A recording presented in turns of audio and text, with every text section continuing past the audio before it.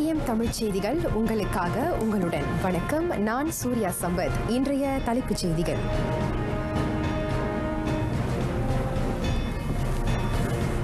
தொடங்கியது முழு பொது முடக்கம். விதிகளை பின்பற்றும்படி நிறுவனங்களுக்கு மீத்தி நினைவுறுத்தல்.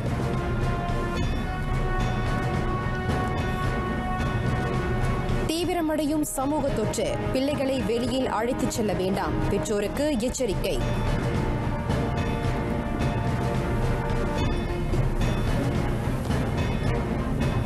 நாட்டை இலக்கவியல் மயமாக்கும் முயற்சிகளுக்கு இளையோர் பங்கேற்பு அவசியம்.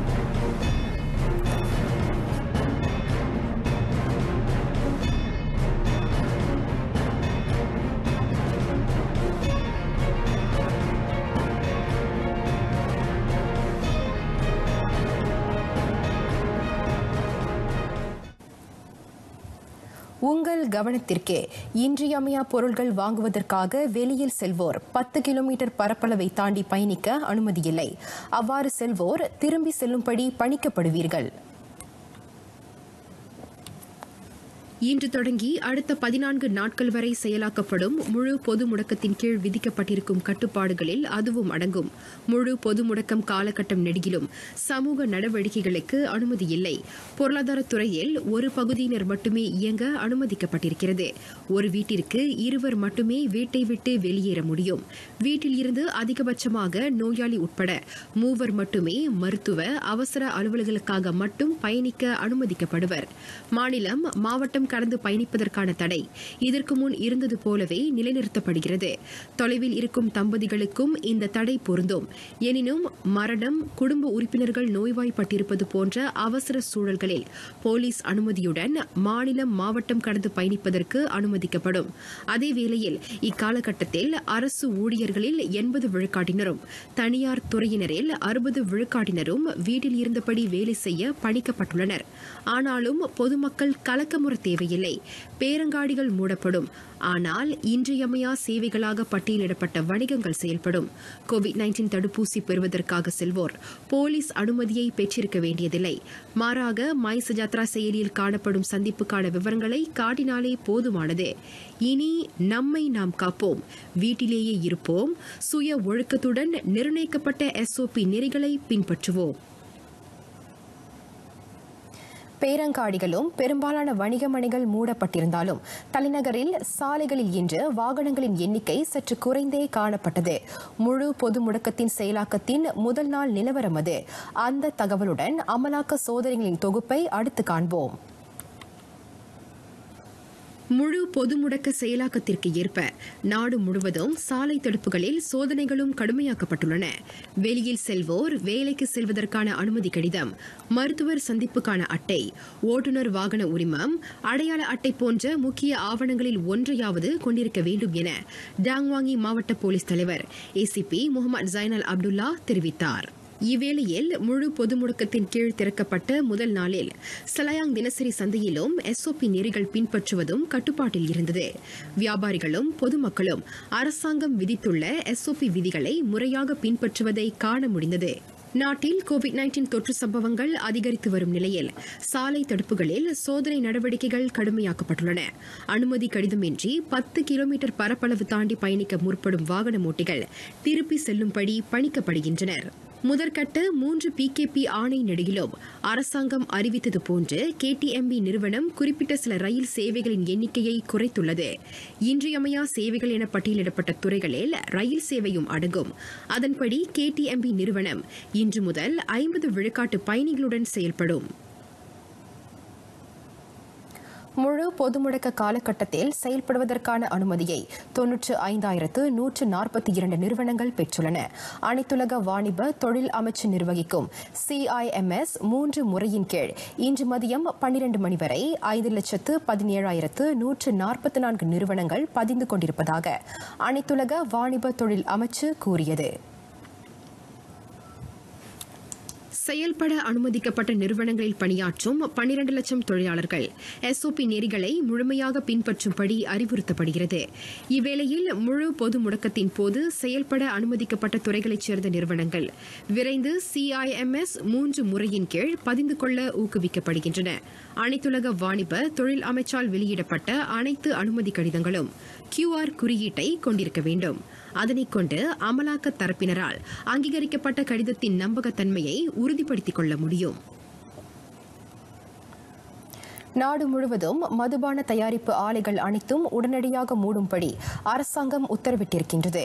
முதற்கட்ட முழு பொது முடக்கம் காலகட்டம் நெடுகிலும் செயல்படுவதற்கு அவற்றுக்கு அனுமதி இல்லை என பாதுகாப்பு விவகாரங்களுக்கான மூத்த அமைச்சர் டத்தோஸ்ரீ இஸ்மாயில் சப்ரி யாக்கூப் தெரிவித்தார். உணவு பானம்சார் ஆலைகள் மட்டுமே இயங்க அனுமதியுண்டு. மதுபானங்கள் இன்றியமையா பொருள்கள் பட்டியலில் இணைக்கப்படவில்லை என்பதை டத்தோஸ்ரீ இஸ்மாயில் சப்ரி தெளிவுபடுத்தினார். இவ்வேளையில் சரவாக்கில் கம்புங் பூனோட், ரூமா பஞ்சாங் உண்டும் அண்ணா அன்ஷி ஆகியவற்றில் நாளை மறுநாள் தொடங்கி ஜூன் 16ஆம் தேதி வரை கடுமையாக்கப்பட்ட நடமாட்ட கட்டுப்பாட்டு ஆணை செயலாக்கப்படும். அதேபோன்று சபா கோத்தாபலுட்டில் தமான் நிக்மட், கம்போங் பிராசான், கம்போங் துண்டாவ் ஆகியவற்றிலும் கடுமையாக்கப்பட்ட நடமாட்ட கட்டுப்பாட்டு ஆணை விதிக்கப்படுகிறது. நேற்று நாடு முழுவதும் நடமாட்ட கட்டுப்பாட்டு ஆணையை மீறியதற்காக 684 பேர் கைது செய்யப்பட்டனர். 630 பேருக்கு தண்டம் விதிக்கப்பட்டது. 45 பேர் தடுப்பு காவலில் வைக்கப்பட்டனர். நாட்டில் நேற்றை விட இன்று COVID-19 தினசரி தொற்று எண்ணிக்கை அதிகரித்துள்ளது. இன்று 7105 பேருக்கு அத்தொற்று உறுதிப்படுத்தப்பட்டதாக சுகாதார தலைமை இயக்குநர் Tan Sri doctor Noor Hisham Abdullah தெரிவித்தார். 71 பேர் இன்று அந்த கொள்ளை நோய்க்கு பலியாகினர். ஸ்லாங்கூரில் மிக அதிகமாக 2068 பேருக்கு தொற்று பீடித்துள்ளது. அதற்கடுத்த நிலையில் கோலாலம்பூரில் 817 பேருக்கும், சரவாக்கில் 703 பேருக்கும், கிளாந்தானில் 531 பேருக்கும் தொற்று உறுதிப்படுத்தப்பட்டது. ஆயினும் பொருளிஸில் மட்டும் இன்று புதிய தொற்று பதிவாகவில்லை. இவ்வேளையில் 872 பேர் தீவிர சிகிச்சை பிரிவில் அனுமதிக்கப்பட்ட வேளை 419 பேருக்கு மூச்சுக்கருவி உதவி தேவைப்படுகிறது. அதிகரித்து வரும் COVID-19 சமூக தொற்று கலக்கம் அளிக்கும் வகையில் உள்ளது. SOP விதிகளுக்கு உட்பட்டு சிறாரை தொற்றிலிருந்து காப்பதில் பெற்றோர் கூடுதல் விழிப்புடன் செயல்பட வேண்டும் என மீண்டும் அறிவுறுத்தியிருக்கின்றார் Tan Sri doctor Noor Hisham Abdullah. ஜனவரி 25ஆம் தேதி முதல் நேற்று வரை 18 வயதுக்கு கீழ்ப்பட்ட சுமார் 82,341 பேருக்கு COVID-19 தொற்று உறுதிப்படுத்தப்பட்டது. அதில் 19,851 தொற்று சம்பவங்கள் 4 வயதுக்கும் கீழ்ப்பட்ட சிறாரை உட்படுத்தியதாகும். இந்த ஆக அண்மைய நிலை கலக்கம் தருகிறது. இதே காலகட்டத்தில் 5 முதல் 6 வயதுக்கு இடைப்பட்ட 8,237 சிறார் COVID-19 தொற்றால் பாதிக்கப்பட்டதாகவும் தான்ஸ்ரீ டாக்டர் நூர் ஹிஷாம் மேலும் விவரித்தார். முழு பொது முடக்க காலகட்டத்தில் சிகிச்சை, கல்வி போன்ற அவசர தேவைகளை தவிர்த்து 12 வயதுக்கும் குறைவான சிறாரை பொது இடங்களுக்கு அழைத்துச் செல்ல வேண்டாம். தேசிய பாதுகாப்பு மன்றம் அந்த நினைவூட்டலை விடுத்திருக்கின்றது. குழந்தைகளையும் சிறாரையும் உட்படுத்திய COVID-19 தொற்று சம்பவங்களை மலேசியர்கள் அலட்சியமாக கருதக்கூடாது என சுகாதார அமைச்சர் டத்தோஸ்ரீ டாக்டர் அட்ஹம் பாபா வலியுறுத்தினார். சிறார் COVID-19 தொற்றுக்குள்ளாவதிலிருந்து காப்பது பெற்றோரின் கடமையாகும். எனவே இவ்விவகாரத்தில் தேசிய பாதுகாப்பு மன்றம் விடுத்திருக்கும் நினைவூட்டலை பெற்றோர் எச்சரிக்கையாக எடுத்துக்கொள்ள வேண்டும் என அவர் அறிவுறுத்தினார்.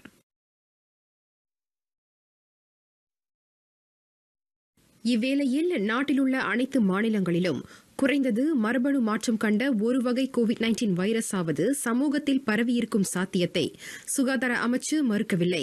தொற்று பரவும் விகிதம் பன்மடங்கு அதிகரிக்கும். நிலைமை மேலும் கடுமையாகும் என்பதை மக்கள் உணர வேண்டும். நாடு முழுவதும் நேற்று வரை B1135, B117, B1167, B1525, P3 ஆகிய மரபணு மாற்றம் கண்ட வைரசுகளால் மொத்தம் 199 பேர் பாதிக்கப்பட்டுள்ளனர். உயிரின் போராட்டத்தை நம்மில் சிலர் கண்டிருப்போம், பலர் கேட்டிருப்போம். ஆனால் சுங்கைபுலோ மருத்துவமனையின் அவசர சிகிச்சை துறையில் உள்ள தீவிர சிகிச்சை பிரிவில் அனுமதிக்கப்பட்டிருக்கும் ஒவ்வொரு COVID-19 நோயாளியும் உயிருக்கு போராடும் காட்சி கல் நெஞ்சையும் கலங்க வைக்கும். அதே தளத்தில்தான் மருத்துவ முன்கள பணியாளர்கள் தங்கள் ஓய்வையும் தேவைகளையும் ஒதுக்கி வைத்து ஒவ்வொரு நோயாளியின் உயிரையும் தக்க வைக்க அயராது போராடி கொண்டிருக்கின்றனர். படுக்கைகள், மருத்துவ உபகரணங்கள் பற்றாக்குறை என பல்வேறு சவால்களை எதிர்கொண்டிருந்தாலும் நோயாளிகளுக்கு சிறந்த சிகிச்சையை வழங்குவதில் இருந்து மருத்துவமனைகள் ஒருபோதும் ஒதுங்கியிருக்கவில்லை. ஏனைய மருத்துவமனைகளில் இருந்தும் தனிமைப்படுத்தும் மையங்களில் இருந்தும் COVID-19 நோயாளிகளை பெற்று வருவதால் அவசர சிகிச்சை துறை 24 மணி நேரமும் பரபரப்பாகவே இயங்குகிறது. Kita pun pohon daripada rakyat Malaysia untuk bantulah kita.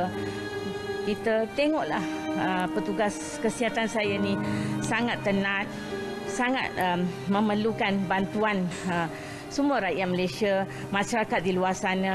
Ikutlah SOP yang kita sediakan dan lockdownkan diri, bantulah kita. Kita pun dah penat kan, kita pun dah memang 1 tahun lebih dah, 1,5 tahun dah kita memang dah lama berjuang tapi tak nampak pun surut dari segi cases. Doctor Kuldeep கௌரின் இந்த மனத்தாங்கல் நாட்டின் ஒட்டுமொத்த மருத்துவ முன்கள பணியாளர்களின் உள்ள கிடங்காகும். அதனை ஒருபோதும் நாம் மெத்தனமாக கருதக்கூடாது. நம்மை பாதுகாக்க தங்கள் உயிரை துச்சமென கருதி போராடும் அந்த வெள்ளுடை தேவதைகளின் தியாகத்தை போற்றுவோம். நம்மை நாம் காப்போம். அனைவரும் நிச்சயம் வெற்றி பெறுவோம். அனைத்து நாடுகளுக்கும் COVID-19 தடுப்பூசி பகிர்ந்தளிக்கப்பட வேண்டும். மீண்டும் அந்த வலியுறுத்தலை முன்வைத்திருக்கின்றது மலேசியா. உலக மக்கள் தொகையில் இன்னும் அதிகமானோருக்கு தடுப்பூசி செலுத்தப்பட்டால் மட்டுமே நம்மால் COVID-19 கொள்ளை நோய் பரவலுக்கு நிரந்தர முற்றுப்புள்ளியை வைக்க முடியும் என பிரதமர் தான் ஸ்ரீ முஹிடின் யாசின் வலியுறுத்தினார். These vaccines must be affordable and accessible to all.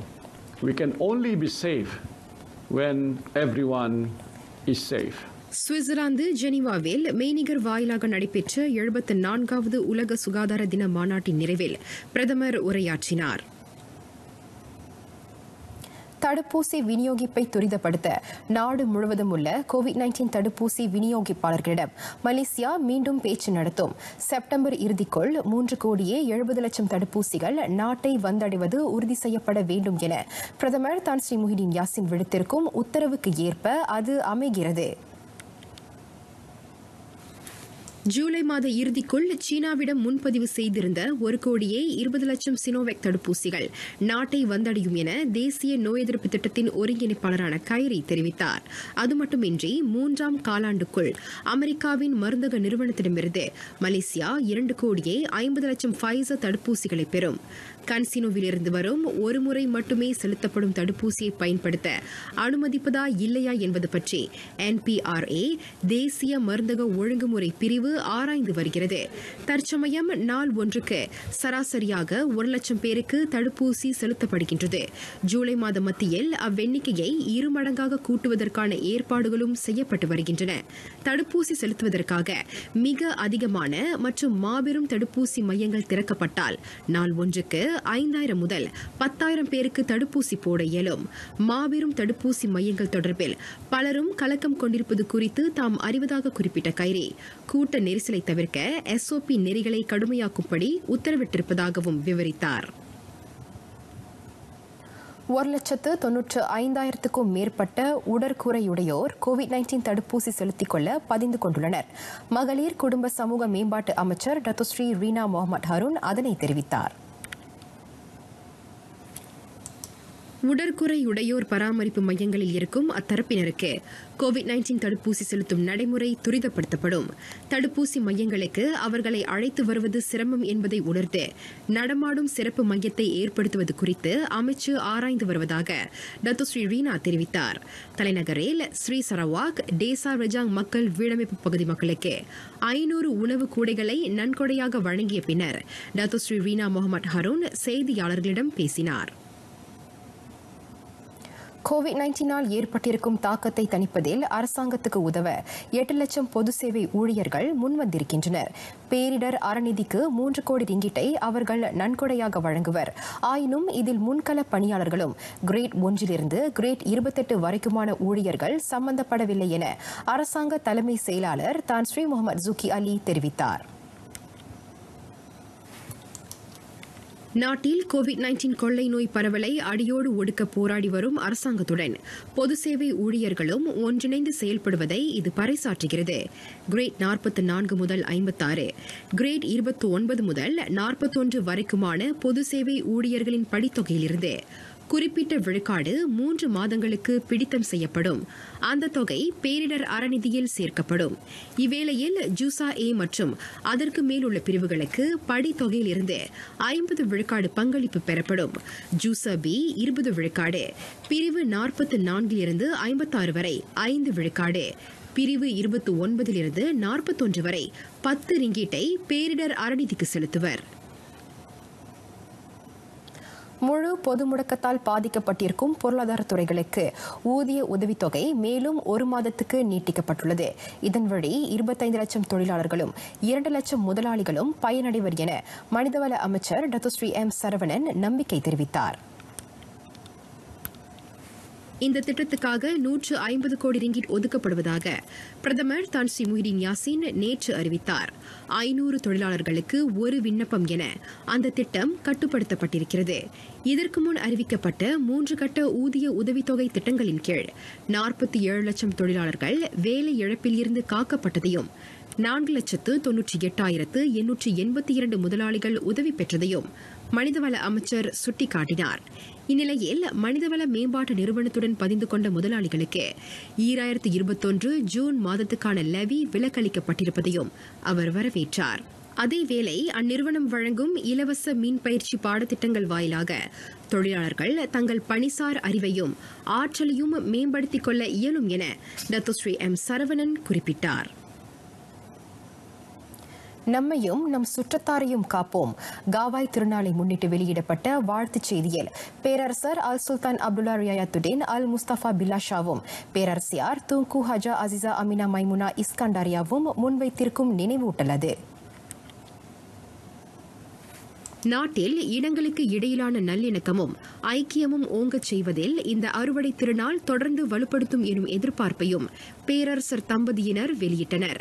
சுய குடும்ப சமூக பாதுகாப்புக்கு முன்னுரிமை அளித்து சரவாக் சமூகத்தினர் புது இயல்பில் காவாய் திருநாளை இவ்வாண்டு கொண்டாடுகின்றனர். நாடு கோவிட்-19 தொற்றுடன் போராடி கொண்டிருக்கும் சவால் மிகுந்த இத்தருணத்தில் அனைவரும் பொறுமை காப்பது அவசியம். அதேவேளை நடப்பிலுள்ள SOP விதிகளை ஒழுக்கத்துடன் பின்பற்றி கோவிட்-19 பெருந்தொற்றை முறியடிக்க அனைவரும் ஒன்றிணைந்து பங்காற்றிட வேண்டும் எனவும் பேரரசர் தம்பதியினர் இவ்வேளையில் கேட்டுக் கொண்டனர். இலக்கவியல் அறிவார்ந்த தலைமுறையினரான இக்கால இளையோர் அனைவருமே பேறு பெற்றவர்கள். நாட்டில் இலக்கவியல் மயமாக்கும் முயற்சிகள் வெற்றி பெறுவதை உறுதி செய்வதில் அவர்களின் பங்கு முக்கியமாக திகழ்வதாக பிரதமர் தான் ஸ்ரீ முஹிடின் யாசின் புகழாரம் சூட்டினார். புத்தாக்கத்தை தொடர்ந்து ஊடுருவும்படி அரசாங்கம் இளையோரை தொடர்ந்து ஊக்குவிக்கின்றது. அதிநவீன தொழில்நுட்ப வளர்ச்சிக்கு நிகரான புத்தாக்க சிந்தனையாளர்களாக இளையோர் திகழ வேண்டும் என்றும் தான் ஸ்ரீ முஹிடின் வலியுறுத்தினார். மெய்நிகர் வாயிலாக பலியா இலக்கவியல் இளைஞர் திட்டத்தை தொடக்கி வைத்து பிரதமர் உரையாற்றினார். நாட்டில் இலக்கவியல் மயமாக்கும் திட்டத்தை துரிதப்படுத்தும் முதன்மை உந்து சக்தியாக இளையோர் விளங்குகின்றனர். அதனை கருத்தில் கொண்டு பெர்முர்கசா வாயிலாக பலியா திட்டம் சற்று மேம்படுத்தப்பட்டிருப்பதாக தான் ஸ்ரீ முஹிடின் விளக்கினார். அதன்படி இலக்கவியல் பணப்பை சேவை வழங்குநர்கள் நிர்ணயிக்கும் சலுகைக்கு ஏற்ப ஒவ்வொரு பெறுநருக்கும் வழங்கப்படவிருந்த 100 ரிங்கிட் தற்சமயம் 150 ரிங்கிட்டாக உயர்த்தப்பட்டிருக்கிறது. இன்று தொடக்கி வைக்கப்பட்ட பலியா இலக்கவியல் இளைஞர் திட்டத்தின் வாயிலாக பஞ்சானா திட்டத்துக்கான ஆக்ககர உத்வேகத்தை நீட்டிக்கச் செய்ய முடியும். இலக்கவியல் நிதிமுறை மாற்றத்தை உந்தச் செய்யும் முயற்சியாக அரசாங்கம் இளைஞர் திட்டத்தை அறிமுகப்படுத்தியிருப்பதாக நிதி அமைச்சர் தங்கு டத்துஸ்ரீ ஜாஃப்ருல் அப்துல் அசீஸ் விவரித்தார். அரசாங்கம் கடந்த ஆண்டு நடப்புக்கு கொண்டு வந்த இ பஞ்சானா திட்டத்தின் கீழ் 40 லட்சம் பயனர்கள் இலக்கவியல் பணப்பை இ வாலெட்டில் புதிதாக பதிந்து கொண்டனர். அதேவேளை 36,000க்கும் அதிகமான வர்த்தகர்களும் அந்த வசதியை ஏற்படுத்துவதற்கு பதிந்து கொண்டதாக நிதியமைச்சர் தெரிவித்தார். இன்றைய காலகட்டத்தில் பல நடவடிக்கைகளை எளிதாக்கவும் துரிதமாக்கவும் அன்றாட வாழ்வின் பல்வேறு கூறுகள் இலக்கவியல் செயலிக்கு மாறியிருக்கின்றன. இணையம் மூலமாக பொருட்களை வாங்குவது, கடைகளில் ரொக்கமின்றி பணம் செலுத்துவது போன்றவையும் அதில் அடங்கும் என்பதை அவர் சுட்டிக்காட்டினார். பொதுவான கண்காணிப்பின்படி அதிகமானோர் ஒன்றுக்கும் மேற்பட்ட இலக்கவியல் பணப்பை வசதியை பயன்படுத்துவதாகவும் அவர் கூறினார். மெய்நிகர் வாயிலாக நடைபெற்ற இளைஞர் திட்ட தொடக்க விழாவில் தங்கு டத்து ஸ்ரீ ஜஃப்ருல் உரையாற்றினார்.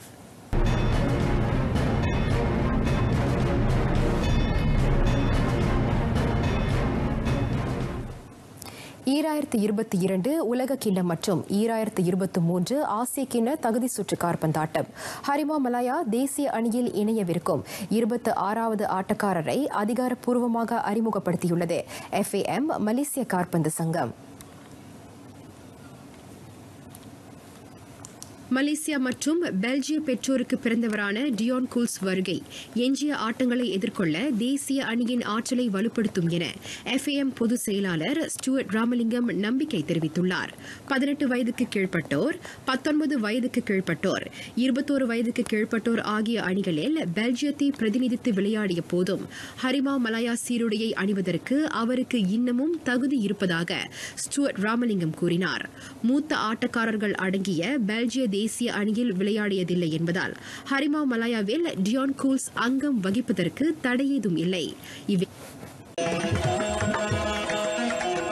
குரலும் விளக்கமும். குரல் 608. மடிமை குடிமைக்கண் தங்கின்தன் ஒன்னாருக்கு அடிமை புகுத்திவிடும். சோம்பல் நல்ல குடியில் பிறந்தவனிடம் வந்து பொருந்தினால் அத்து அவனை அவனுடைய பகைவருக்கு அடிமையாகுமாறு செய்துவிடும் என்கிறது அக்குறள்.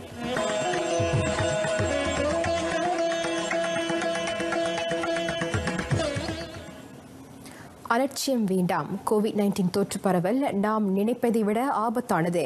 வீட்டிலேயே இருப்போம். நிறைவடைகின்றன RTM தமிழ் செய்திகள். எங்களோடு இணைந்ததற்கு நன்றி.